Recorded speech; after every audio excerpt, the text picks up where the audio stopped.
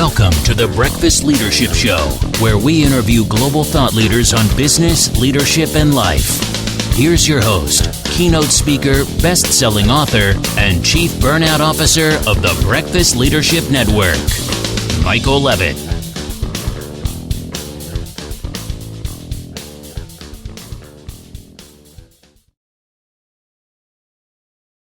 Welcome back. I've got Gina Mollicone-Long on the line. Gina, how are you?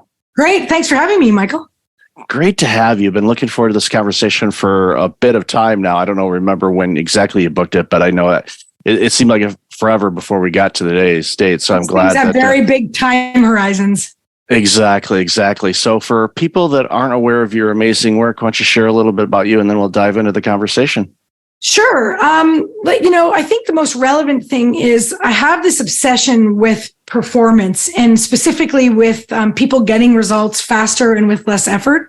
So I've dedicated 25 years of my life to studying systems and mechanisms and things like that help people, pardon the colloquialism, hack their mind.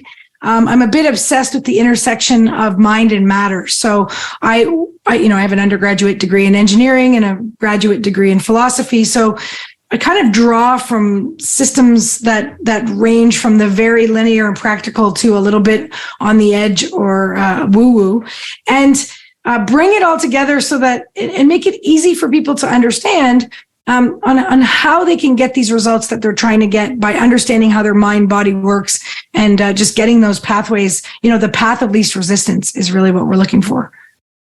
Exactly. The cleaner the system design, the better. And I'm a huge advocate for that, because into the choir.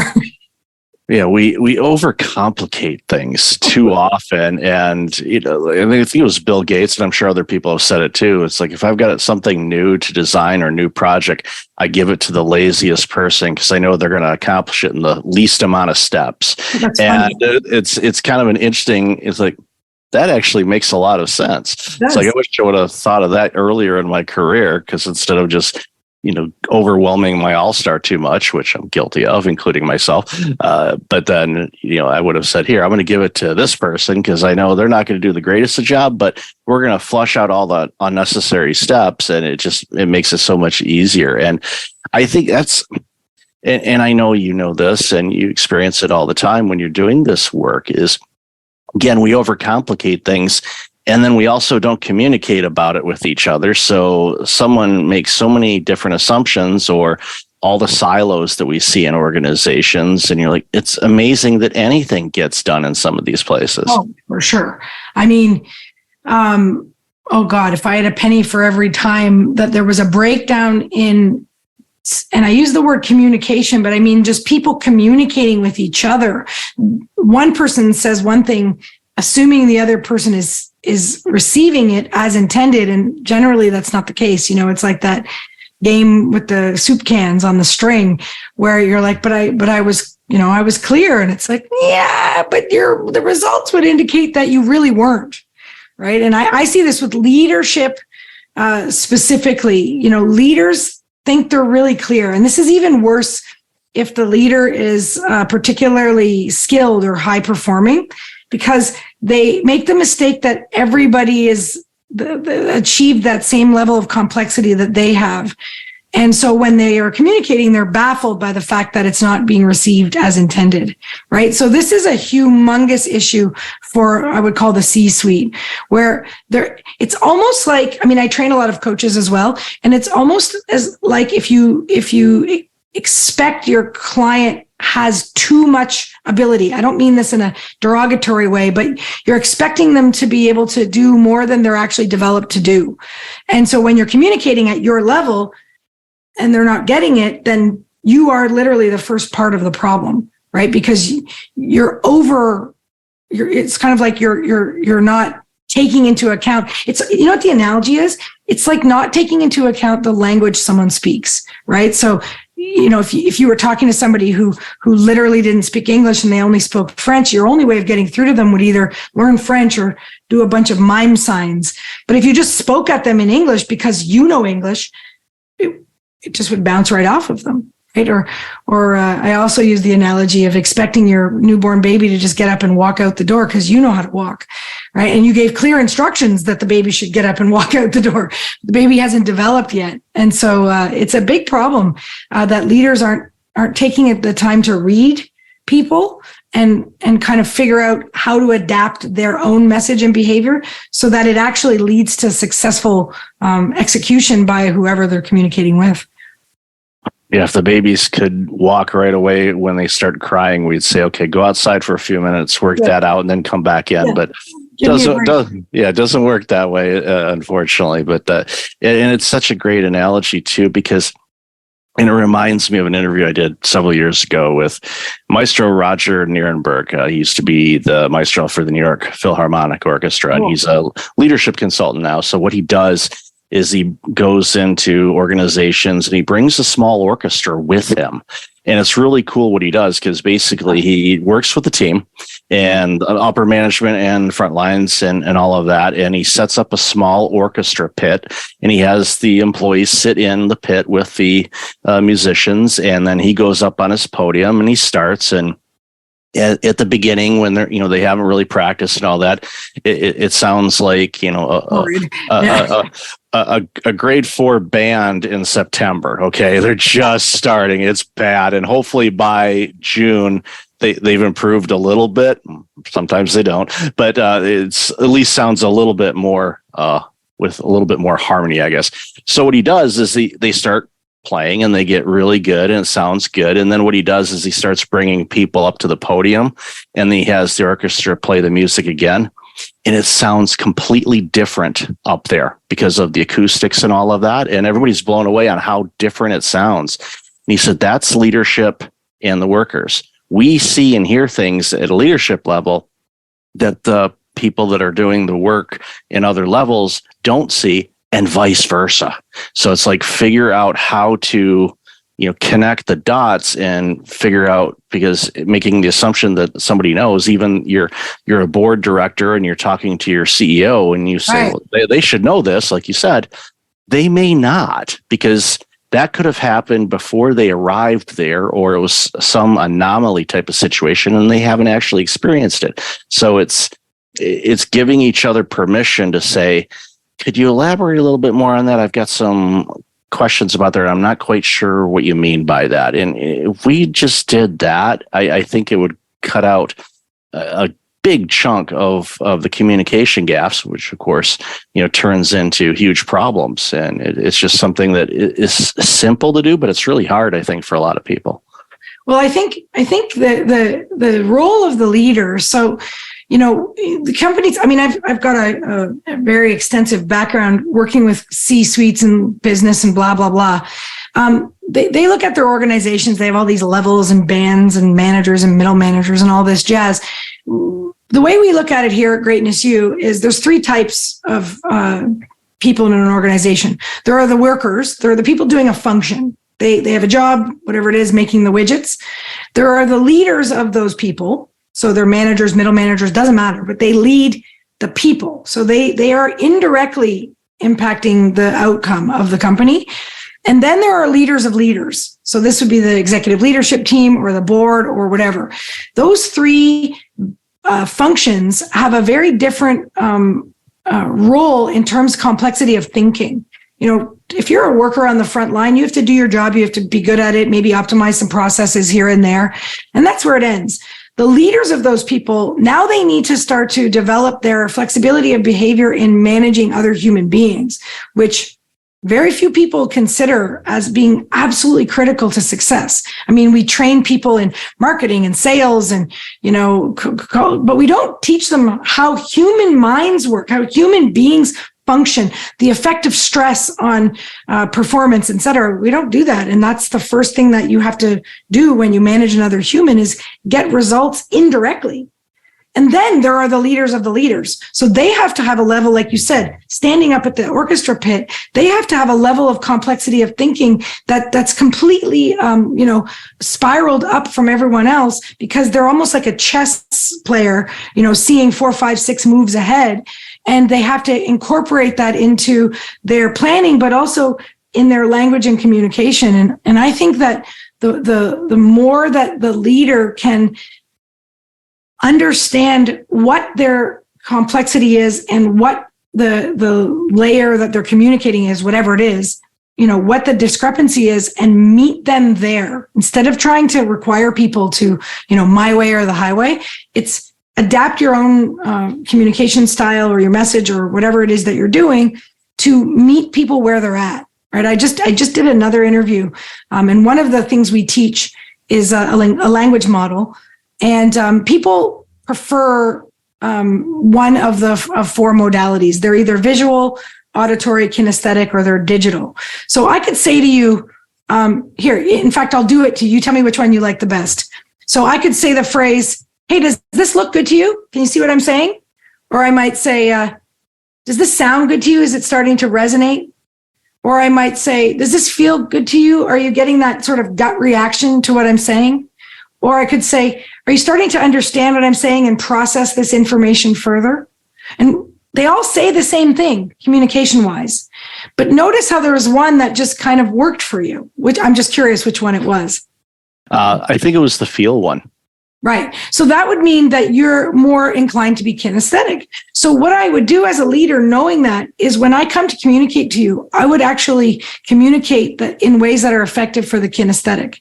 I would slow down.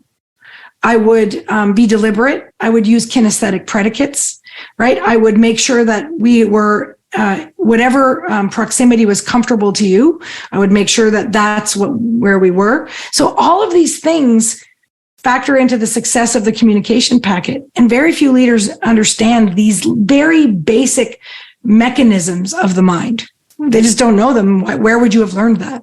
So that's the kind of stuff that we focus on, is really teaching practical, simple, mechanistic models that help you actually achieve these big goals that you have faster with less effort.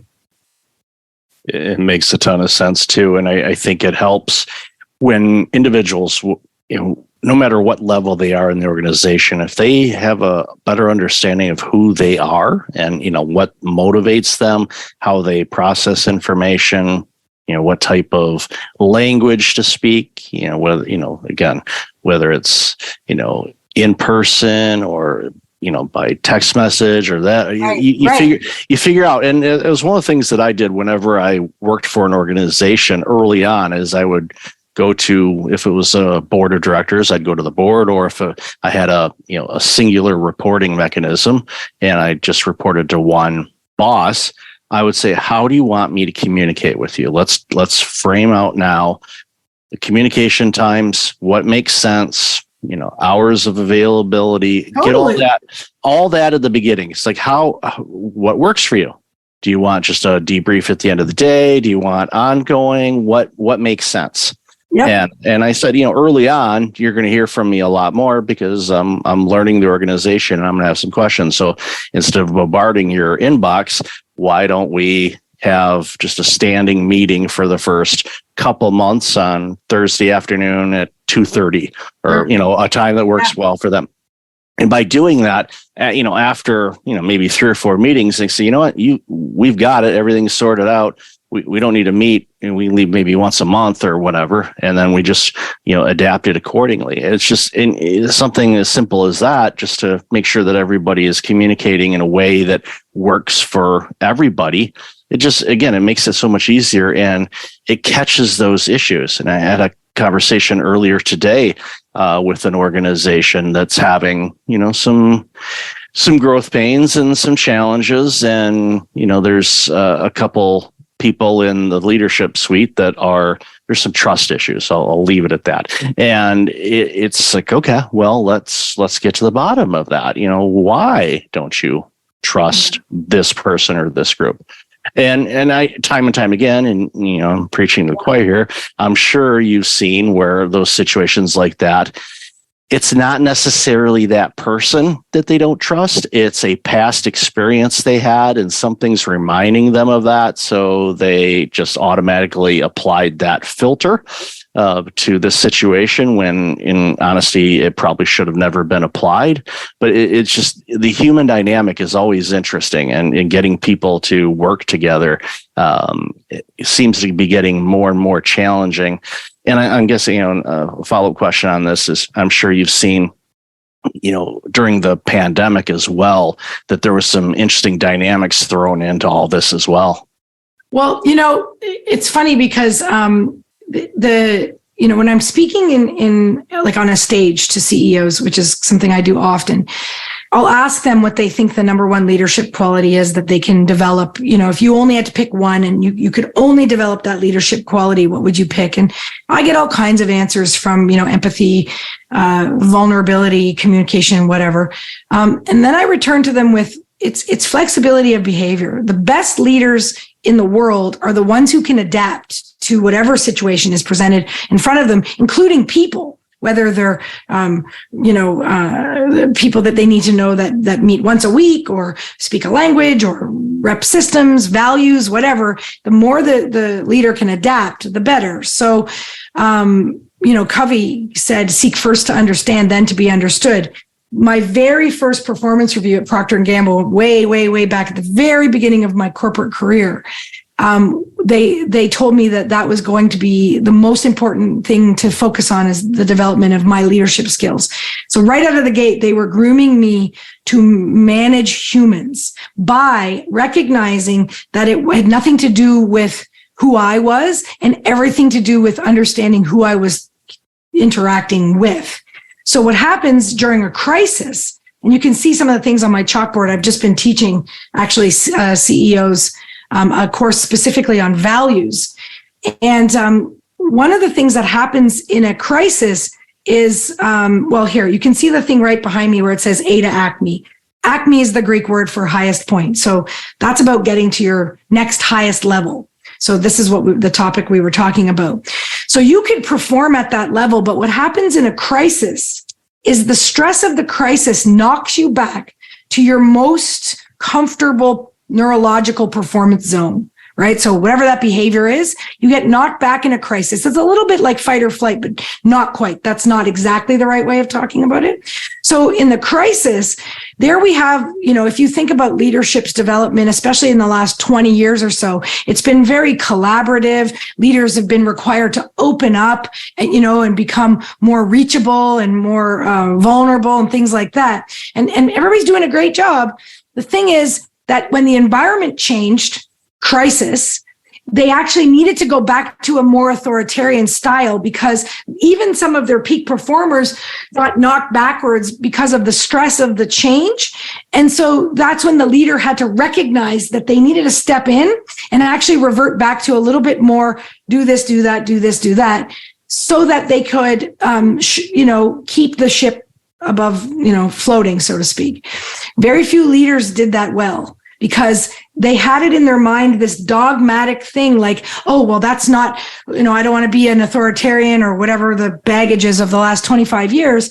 And they did not adapt appropriately to the circumstances, and they got crushed. The ones who killed it are the ones who could pivot in the crisis. And pivot is another word for change. And there's a point there, point C, that's a pivot point. Pivot is another word for change. And the ones who could ascertain the situation and respond appropriately, not dogmatically or according to some advice, given out of context, but rather to look and see what they had. If you've got people who were knocked back into their homes, having to do 25 Zoom calls a day while in a studio apartment with their kids and their dog and their fish and their partner, how could they perform? There needed to be an adaptation, right? And so maybe in that situation, the leadership takes over a bit. Yes, that's authoritarian, but absolutely appropriate. It's sort of like wartime versus peacetime, right? I did an interview with a military guy, and he was like, oh, that's wartime versus peacetime. In peacetime, we encourage everybody and all their input. And then it's wartime. It's like, nope, I say you do. End of conversation. Those are obviously extreme examples, but it highlights this thing that I say, and I've written about this in specifically ThinkerSync, which is now 13 years old, so obviously not that new. But that was during a previous crisis, and I was talking about flexibility of behavior. You want to be a leader that endures and survives and is aspirational and inspirational. You've got to be the one who reads the room and adapts to match the situation. Yeah, it's definitely, there's so many analogies, obviously, that, wartime and peacetime, or I thought about, practice and for a team that's a sports team, and practice, they're doing things, they're, practicing and all that stuff. Game time comes, what are they doing? They're listening to the coach. The coach is saying, do this, cover this guy, go over here. Why are you over there? Focus on this. Okay, you're not shooting well, so pass it off unless the shot is clean. And if it's still not good, then, pass it off, or, sit you on the bench. But, obviously I want to keep you in because you're great at defense, but you're not helping us score. And we're down by 10. So we're going to have to, bring you out for a bit. But again, it's that, agile way of leadership, of just, again, like you said, reading the room and going, okay, this is what we need to do. And, in those situations where, a lot of teammates were getting overwhelmed because of, having to work from home, they got their kids. Okay. Everybody figured out, wait a minute, my kids are in school usually around the time that I was working. And how is that working? It didn't work well. No. It was a disaster for a lot of different reasons. But those strong leaders realized, okay, we're going to have to rein this back a little bit. And the great ones also did this. And I always tell people this: don't forget to talk to the customer, by the way, because that seems to be, oh, wait a minute, we're going to do this and this. Like, find out what your customer needs right now. And so many companies that did really well, scaled back what they offered and just said, okay, we're going to offer our customers, this is what they need right now. They don't need so much of this other stuff from us, but they need this right now. So give them that. And it's just basically, okay, let's simplify, do a little, I think it's called tabula rasa, just kind of, or clean slate. What I think that's the thing. But anyway, just go ease into it, give yourself permission to skin your knee, bump your head, because this is all uncharted territory for a lot of people. And just, you do what you can do and encourage along the way, because, especially in those early days, everybody was, okay, how do we work and all this stuff? But they were also trying not to die. That was kind of a big thing too. And, unfortunately, so many people did, and loved ones and seniors, of course. We saw some huge numbers in that. So you have all of these external factors tossing into it. So people's mindsets were just right. And that's the point, is that it was the circumstances that were requiring an adaptation. And if you're not in the habit as a leader of being adaptable and agile, having flexibility of behavior, if that's not your MO, when the stress is on, you're certainly not going to adapt it at that point. So, when I'm stressing with leaders, is this flexibility behavior. This is not some nice thing or some soft skill or some, thing you do when you're not really working on your business. Your job, if you're leading leaders, your job is to know how humans work generally, right? You need to know, how performance is acquired, what obstacles, the effective obstacles and things like that are. But then you also need to know how the specific humans in your organization work, right? I go back to my work at P&G because it was so long ago and so impactful. I didn't realize until I could unpack it decades later, how good they were at reading me. So, psychological profiles, testing, situational management, et cetera, they knew me. They were like one step ahead of me, to the point where it was like weird. I was like, wow, how did they know? But it speaks to the success that they had over when it hasn't been a lot of years since I worked there, but they were continuously producing successful results because of this recognition approach of, more or less, if we take a mechanistic approach, human being performance is relatively predictable, right? Focus on what you want, choose positive emotions, have physiology of exigence, take action. That's pretty much it, generally. But then to understand the inner workings of the people who work for you, we could sit here and talk about 1,000 tests, right? Myers-Briggs discs, et cetera, et cetera. Those things are important because they highlight how you can optimize someone else exactly as they are. So not by changing them, because you don't have permission to change people as the leader. So instead you go, oh, I get it. This person, Michael needs me. It's going to be more effective and my communication is going to be more successful if I use kinesthetic approaches to communication. Okay, make a note of that. And that's what I do. But then let's say there's Susie next door and she's the complete opposite. She's a fast talking visual, multitasker from New York City who likes to speak quickly and close and debrief everything every hour. Then I've got to adapt for that in the next situation, right? Otherwise, I don't get the best performance out of you and the person beside you. But that's my job as a leader. And if at this point, your audience is listening and they're like, okay, but when am I supposed to do my real job? I've got some news. This is your real job. And you probably know this as well as I do, Michael. If you're a leader of leaders and you're still working in the function of the business, something's wrong with the system. Okay. Your job when you are a leader of leaders is people, period. That's it. Not necessarily just culture, but performance. How do you get better performance out of your executive leaders? How do you enable them to get better performance out of whoever they lead, and so on down the line? This is a level of mastery of the mind, and it's not complicated. It's just very few people have taken the time to break it down. Like, how does it actually work? How do I get better performance?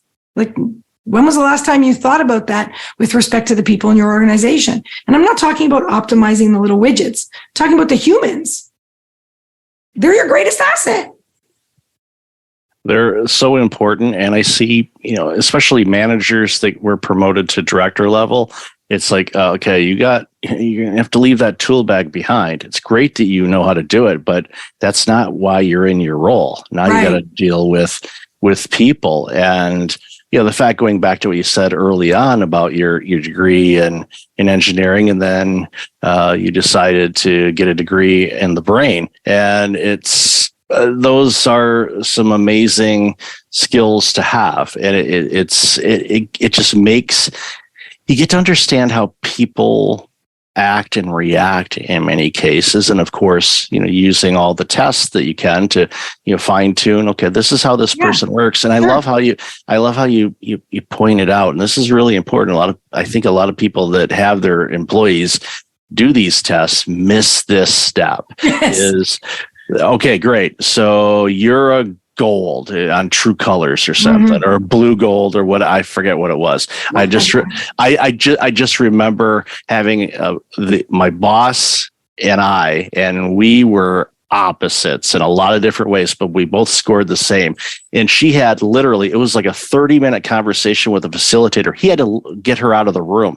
She was like, there is no way he's like me. She was really upset about it. Everybody else is kind of laughing. I'm like, okay, why is this so bad to be like me? Because she was, her self-portrayal of herself was in line with the colors, but she didn't see how I could be that. So he went over great detail of what I did, and it bugged her for weeks. And I'm like, literally, I was like, do I, start color coding my office, get some decor in there and change it up a little bit? But I thought, no, let's not poke that bear too much. I still like being employed. But at the end of the day, the step that people don't take is like, okay, now that I know this employee needs this type of experience when we come into a crisis situation, that's the version of my leadership that I will apply to them.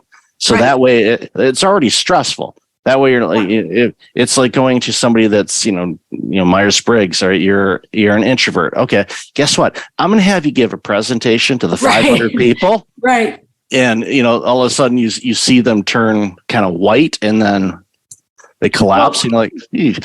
That's super important. That's like such a huge distinction that I want to point it out, because there's a difference between understanding what creates peak performance. Okay. There are absolutely skills and traits and qualities that are more conducive to better performing, right? That's for sure. And so a lot of leaders that I work with, or that I work with privately, they want this. But then they make this mistake of thinking that they have to inflict these principles upon their people. And the distinction is you don't have permission to change the people in your organization. So while it might be more productive to be someone who focuses on what they want instead of move away from what they don't want from a perspective, you have to work with what you have, and you have to accept what you have because you don't have permission to change. So it's like there's a difference between knowing what the optimal philosophical, best state is for performance or results, but then also recognizing the humans that work for you, they are in these optimal states and you don't have permission to change them. So how do you leverage what you've got? Now, you can create environments and situations that draw the people to want to change. That's great. Like if you get people who, decide they want to perform better and they ask for help, sure, then go nuts. But until that time, they just work for you, right? Like that's the biggest complaint CEOs will say to me is, oh, I wish my people were more like me. And I say, no, you don't. There's no way. Because first of all, if they were like you, they wouldn't work for you because they'd have their own company. And secondly, if they were, what the CEO is saying is, I wish they could get the results that I get. But that CEO doesn't understand how humans get results. So how are they leveraging the mechanisms, right? And I just want to be clear here because I talk a lot about mechanistic models, and that's the engineer in me. And that gives us a really simplistic model of the mind. If we look at it like a machine, we can tinker with the variables, we get better results. But I want to be clear that I don't think humans are machines. I actually think we have an X factor that is not mechanistic. But in order to access it, it's like kind of like Maslow's hierarchy. You've got to be functioning at a certain level before you're going to be, stepping out through your obstacles on purpose. And as leaders, we have to get the machine working as best we can. And then we need to give it the space, like you were saying, give it the space to grow.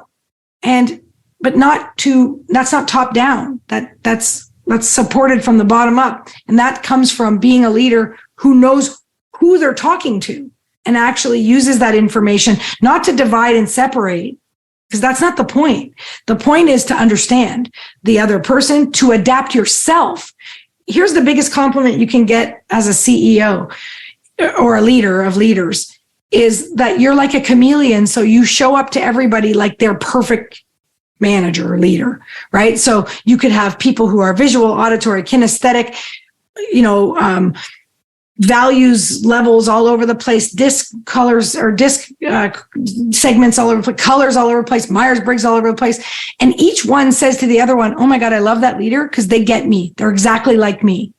And each one of those people is totally different. So that what you're doing is you're in an invisible way adapting yourself like a chameleon to look like, because that is the basis of rapport, is to be like someone else.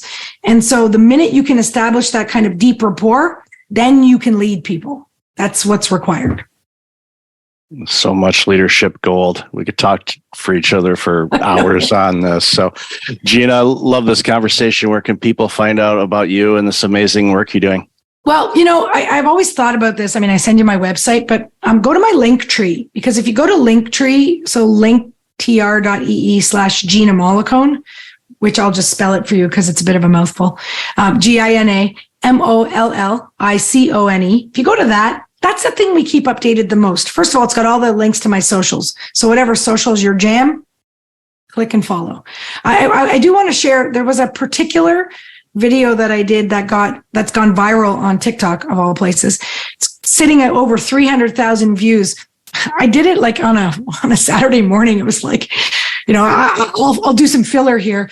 And it was how to have a conversation, like a difficult conversation with someone you're in conflict with.